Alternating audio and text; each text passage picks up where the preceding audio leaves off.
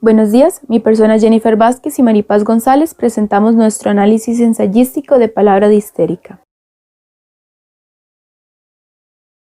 Ana Estaru es el seudónimo literario para Ana Sotomarín, escritora, poetisa, actriz, dramaturga y columnista de opinión costarricense, nacida en 1960 y graduada de la Universidad de Costa Rica.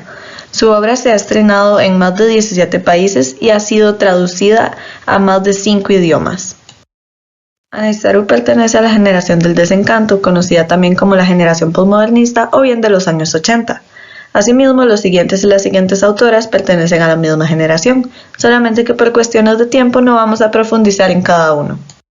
La estética de esta generación se fundamenta en cuestionar los relatos y pensamientos de la modernidad. Combinan el dato histórico con el elemento fantástico, así como mitos, creencias y leyendas, y recogen visiones de culturas como la indígena, afrocaribeña y marginal. De esta manera promueven una visión crítica mediante el humor corrosivo y una deconstrucción satírica o paródica de los discursos oficiales. A nivel de contexto histórico mundial, esta generación se ubica post-Guerra Fría. Sin embargo, a contexto nacional, se ubica justamente en el auge de los partidos oligárquicos como lo son el PUSC y el PLN. La obra de Ana Estaru está constituida por textos poéticos, dramáticos y ensayísticos. A continuación vemos un listado de su obra y en negrita hemos marcado sus textos más significativos o exitosos.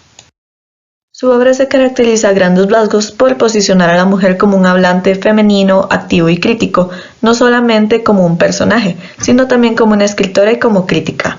Aparte también se caracteriza por el erotismo que incluye en sus textos, no como un complejo individual, sino como un complejo con dimensiones sociales que integra tanto lo femenino como lo masculino y de esta manera abole las barreras entre lo público y lo privado y el cuestionamiento de la ideología en la sociedad falocéntrica. Además de que hace uso de lo elemental y tiene la habilidad de combinar varios discursos y tradiciones literarias. Con respecto a los estudios críticos sobre el texto, no pudimos encontrar variedad. Hallamos uno que se refiere al texto como tal y otros dos que se refieren al libro en el que este viene incluido. Yadira Calvo, en su texto Ni miel ni hojuelas, escribir desde la feminidad, antología, indica que Palabra de histérica, así como otros dos ensayos de Estaru, son puñetazos en las tripas del patriarcado. Caracteriza su espontaneidad, humor, gracia y brevedad que utiliza, y reconoce y aprueba que la tinta y el papel otorgan un inexplicable respeto. En 101 artículos de Ana Estaru, Yadira Calvo hace parte en la presentación, reforzando la idea de que las palabras de las mujeres tienen peso. Aparte indica que Estaru intenta cuestionar, sacudir, conmover, sensibilizar a quien recibe una obra, mediante el actuar sobre el público y perpetuar la memoria sobre este. Como último, José Mas, en su artículo Bello Sexo, indica que los artículos de Estaru no tienen como intención poner a la mujer en contra del hombre, sino poner en tela de juicio los estereotipos que plantea. En cuanto a los vacíos hallados, logramos determinar que hay pocos estudios críticos que hagan mención al texto que estamos analizando. Asimismo, notamos que de dichos estudios no hay alguno que realice un análisis como el de nuestro enfoque, el cual se basa en que visualizamos cómo Ana Estaru, a través del ensayo Palabra de histérica, denuncia el epistemicidio del hombre sobre la mujer. Problemática: el epistemicidio del hombre sobre la mujer. Para el análisis del paratexto, el título del texto Palabra de histérica nos sugiere las siguientes hipótesis. A nivel sintáctico, se nos presenta la intersección de dos sustantivos con una preposición que indica posesión, lo que nos da a entender que el título puede no solo referirse a la expresión o discurso de una persona histérica, sino también de una mujer histérica. El sustantivo histérica es realmente un adjetivo calificativo femenino que fue sustantivado, lo que insinúa una generalización, una reducción y una asignación de histérica como única característica o característica delantera en cuanto se trate de una mujer. La ausencia de artículos en el título puede ser una alusión a un significado colectivo, donde el término histérica incluye al colectivo femenino condensado bajo esa única característica y el término palabra incluye no solamente una, sino cualquier palabra que pueda brotar de la boca de una mujer. Finalmente, el designio histérica podría venir como un resultado de alguna discusión o algún regaño entre dos o más personas. Siguiendo el criterio temático, determinamos que el texto se estructura en 4 partes distintas. La primera incluye el párrafo 1 y 8, que sería la misma oración, y este expone la condición femenina como factor determinante del peso de las palabras.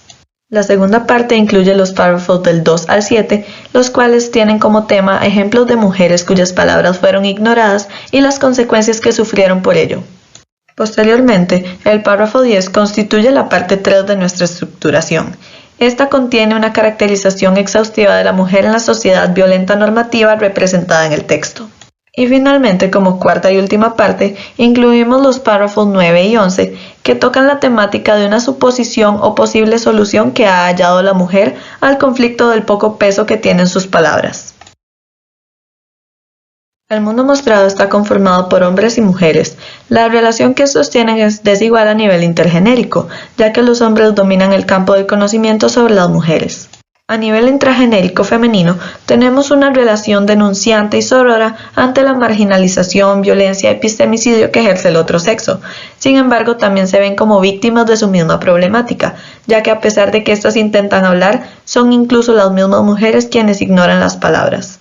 A diferencia de las mujeres en el mundo mostrado que han interactuado para compartir sus historias, los hombres no interactúan entre sí, pero su relación intragenérica se presenta como encubridora, juzgadora y arrogante, pero sapiente. En el texto se hace mención de un médico hombre que sí tenía un estudio adecuado a la situación médica de la mujer, a diferencia de los demás que simplemente llegaban a la conclusión de que se trataba de histeria. Con base en los aspectos detallados podemos llegar a la conclusión de que este texto tiene una representación verosímil y realista. E igualmente podemos entonces afirmar que las primeras tres hipótesis propuestas se cumplen, sin embargo la cuarta no lo hace, ya que no se da una discusión o alguna especie de regaño. En caso de que se diera, igualmente no sería por partes equitativas, ya que como planteamos, los hombres tienen el dominio del conocimiento sobre las mujeres en este mundo representado. Para abarcar la retórica y el estilo, recalcamos que la problemática del texto es el epistemicidio del hombre sobre la mujer. Podemos identificar dos figuras retóricas principales. Primero hablaremos de la antítesis, la cual tiene la función de poner en relieve las diferencias genéricas, sociales, epistémicas y demás que existen en esta relación mujer-hombre que percibe y representa a la autora. En el cuadro que se puede apreciar en pantalla, tenemos una contraposición entre hombre y mujer en el texto. Podemos ver que a la mujer, por ejemplo, no se le expresa ninguna profesión, mientras que al hombre sí se le adjudican tanto la de obrero como la de médico. La mujer es agredida, mientras que el hombre es agresor. La mujer se detalla que puede ser tanto niña como una jovencita o una adulta, mientras que el hombre se tiene en cuenta que es un adulto ya que es maduro mentalmente y es consciente de sus acciones violentas.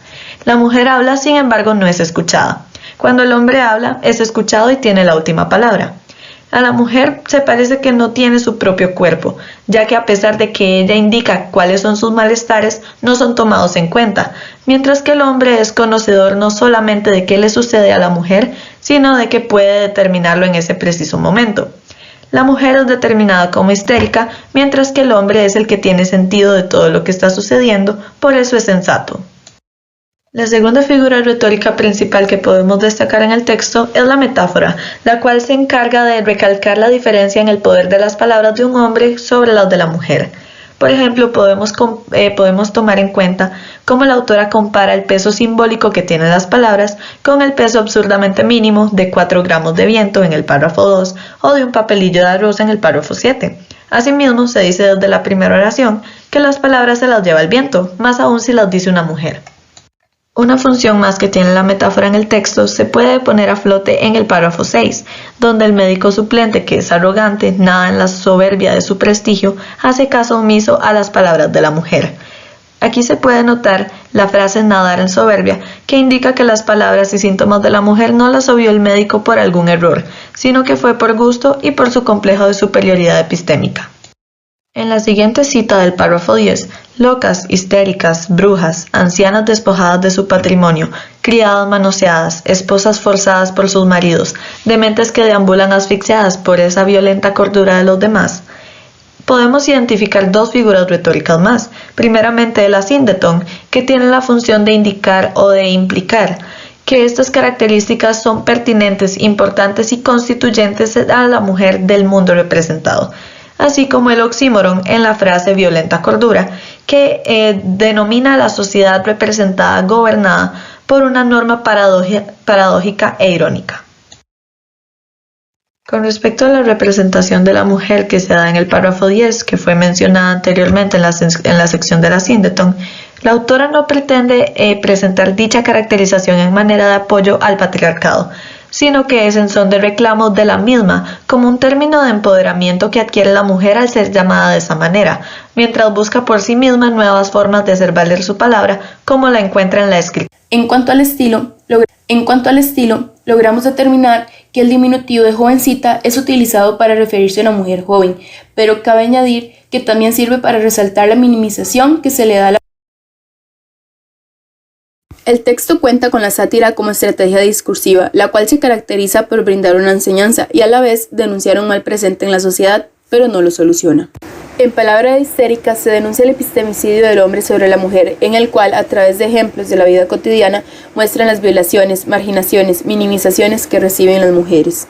Un ejemplo es la jovencita que es violentada por un ser querido, pero no lo denuncia porque sabe que la ley estará a favor del hombre. Como consecuencia le falta el aire, la llevan al doctor y el diagnóstico es histeria. Con ello logramos ver cómo a la mujer se le menosprecian las emociones, dificultades y padecimientos que sufre. Se resalta el patriarcado, machismo y sexismo como una problemática que se debe enfrentar, ya que el daño hacia las mujeres es realmente injusto, pero en el texto no se cambia dicha situación, es decir, el mundo continúa siendo caótico.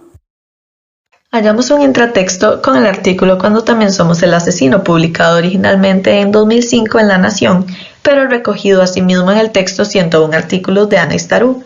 Dice la autora: lo sabían los que dicen, habría que oír la versión de él, seguro ella exagera, lo que crea una relación con el texto en análisis, trayendo a flote la omisión, la ignorancia sobre las palabras de las mujeres quienes denuncian, y la alusión a la exageración y a la histeria, la cual es intrínseca al ser mujer. Hallamos también un intertexto con el texto Histeria de Sigmund Freud, publicado en 1888, en el cual se asocia la histeria no con cuestiones físicas, como se podía tomar en cuenta antes, como se puede notar en la nota a pie de página, sino que ésta se asocia ahora con cuestiones de carácter psicoanalítico y es llamada popularmente neurosis. En el texto de Ana Istarú, los ejemplos de las 3 mujeres que sufrían de alguna situación médica crítica como agresión física, un embarazo extrauterino y una histerectomía por una vena comprometida, tienen en común que el médico que las atendía no tuvo la vocación de construir un diagnóstico con base en lo que les ocurría a sus cuerpos y a lo que ellas expresaban que sentían, sino que concluyeron que se trataba simplemente de histeria como una repercusión psicológica exagerada y sin la validez suficiente para ser considerada como alguna condición médica distinta. Interdiscursos. Destacamos que el texto cuenta con 4 tipos de discursos: el patriarcal, sexista, religioso y epistémico. En cuanto al discurso patriarcal, denotamos que el hombre posee una supremacía sobre la mujer. El texto muestra que la mujer no es escuchada por los hombres. Estos simplemente las minimizan y las visualizan como personas locas, histéricas, brujas, ancianas despojadas de su patrimonio, criadas, manoseadas, entre otros, como se menciona en el párrafo 10. En Palabra histérica se representa un ambiente en que la mujer es oprimida por el hombre, en el cual ella prefiere callar, porque sabe que su palabra no vale ante la del varón. Ejemplo, es la niña que un hombre toma por el cuello y le pega como amenaza, con el fin de que no cuente lo que él le hace. Ella sabe que si lo dice, no le creerán, como fue establecido en el párrafo 4. No importa si están en riesgo de morir o sufren de algún padecimiento, los demás, especialmente los varones, comentarán que están exagerando. Tal es el caso del párrafo 5, en el que una mujer casi muere debido a un dolor muy fuerte, el cual se basaba en un embarazo extrauterino. Pero el médico le dijo que su dolor era causa del remordimiento por convivir en unión libre y no por otra situación. En el discurso sexista notamos que, en el texto, los hombres son mostrados como las personas más cultas y sapientes. Tal es el caso de que estos poseen cargos como médicos y obreros. En contraste, a la mujer no se le asigna ninguna de estas. Las mujeres son minimizadas por los hombres, en el cual estos las visualizan como personas débiles e incoherentes. Los varones no harán caso alguno a lo que ellas soliciten. Un ejemplo es el párrafo 2. En este, la mujer le dice al obrero que está remodelando su hogar que coloque el apagador donde ella le asigna. No obstante, él hace caso omiso a su petición y lo pone donde se le dicta el antojo. Discurso religioso. El texto cuenta con prácticas e ideologías religiosas en las cuales las mujeres son las que generalmente deben realizarlas. Más que todo, se basa en que la mujer es juzgada si no cumple con lo que el catolicismo ha determinado, como lo es el considerar un pecado convivir en unión libre, ya que a quien se le critica es a la figura femenina y la masculina está absuelta a esta. En el discurso epistémico denotamos una superioridad del hombre sobre la mujer en diversos ámbitos de la vida cotidiana. El varón considera que él es quien tiene la razón. Un ejemplo claro es en el párrafo 6, en el cual una mujer después de una operación no se sentía bien. El doctor no le creyó, pensó que era histeria. Al siguiente día tuvo que ser intervenida de emergencia porque una vena se abrió. Pero el doctor, por su arrogancia, le dijo que fue porque ella vomitó. En síntesis, el hombre no permite que nadie lo contradiga o le juzgue, más si es una mujer, él siempre buscará la manera de exaltarse. Asimismo, tanto en este caso como en otros, los hombres evaden su responsabilidad de lo ocurrido a las mujeres en situaciones que estos mismos cometen, como lo es el caso de la negligencia, violaciones, opresiones, entre otros, al establecer que ellas son histéricas. Cogniciones. Nos encontramos ante un texto que resalta y a la vez denuncia el epistemicidio del hombre sobre la mujer. A ella se le asignan diversos prejuicios, estereotipos y creencias, los cuales enlistamos y explicamos a continuación. En la sociedad representada en el texto, se muestra a las mujeres como las del sexo débil, es decir, se denota una clara supremacía por parte de los hombres sobre estas. Se presenta como ellas, para realizar diversas actividades, deben acudir a un hombre que les ayude y no a otra mujer. Tal es el caso de que las mujeres recurren a un doctor y no a una doctora. Otro caso es que ellas son las sumisas y marginadas. En contraste, los hombres son los dominantes. Se crea el prejuicio de que si las mujeres opinan o realizan algo determinado, es visualizado como incoherente e insignificante. Tal es el caso de que en Palabra Histérica muestran cómo en distintas ocasiones las mujeres optan por no hablar porque saben que no serán escuchadas. Las mujeres no cuentan con profesiones como las de los hombres. Ellos son médicos y obreros.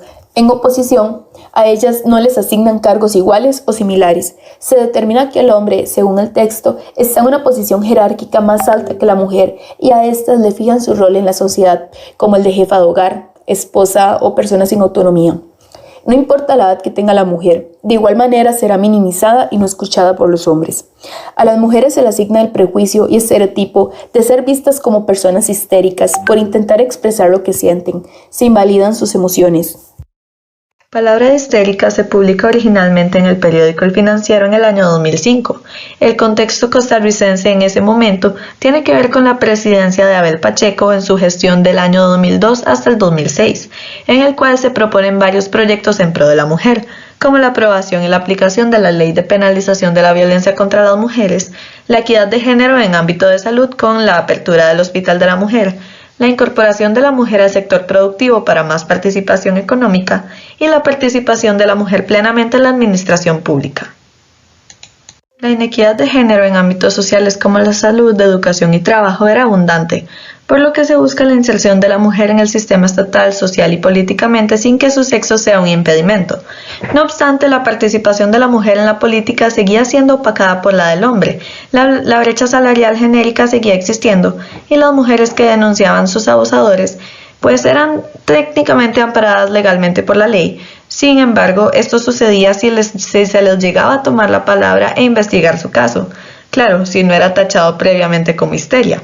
La sociedad que critica y denuncia a Ana Estero en su ensayo presenta una inequidad en cuestiones de profesiones, participación activa de la mujer y también una ineficiente gestión sobre la violencia y maltrato hegemónico masculino sobre la mujer, tal como ocurría en la sociedad costarricense del momento.